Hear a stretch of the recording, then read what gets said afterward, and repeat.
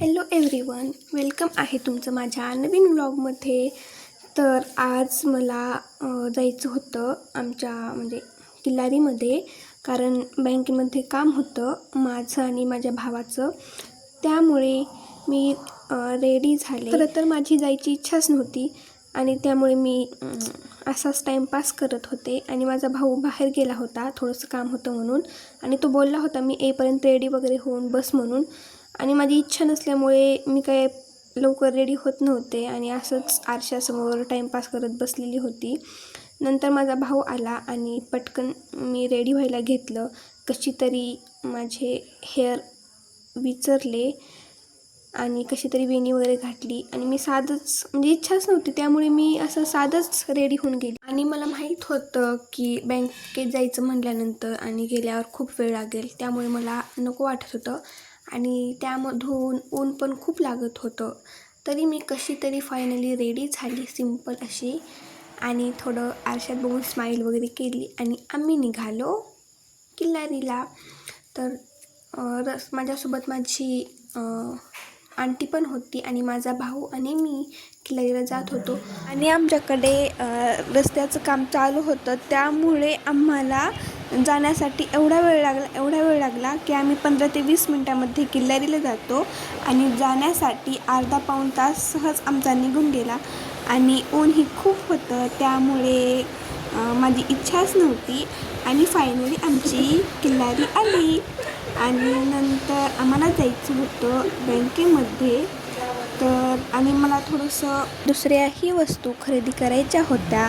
मार्केटला जायचं होतं. आईने काही वस्तू सांगितल्या होत्या, त्याही घ्यायच्या होत्या. ऊन पण खूप होतं आणि गाडीवरती फिरायला नको वाटत होतं. आणि मध्येच पावसाचं वातावरणही झालेलं होतं. आणि आम्ही निघालो बँकेमध्ये.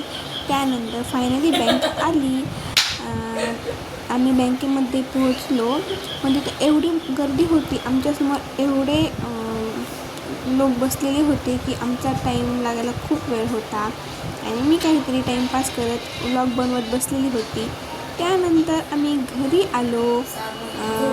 मी, आई, माझी चुलती वगैरे असे बसलेलो होतो.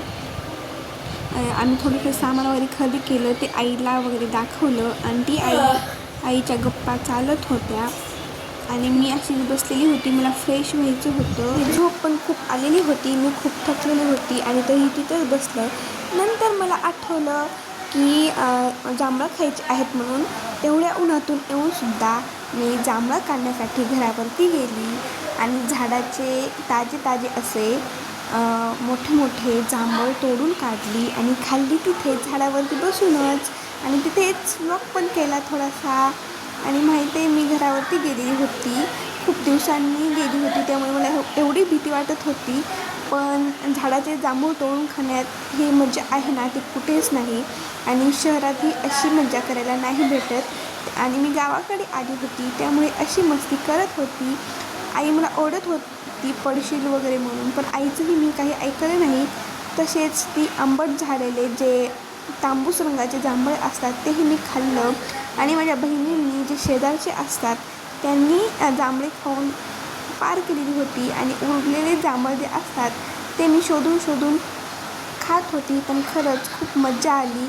आणि हे मी 2 वर्षामध्ये हॉस्टेल असल्यामुळे हे जांभळ खाल्ली नाही, पण ह्या वर्षी इतके जांभूळ खाल्ली. तुम्ही पण खा. बाय बाय, धन्यवाद.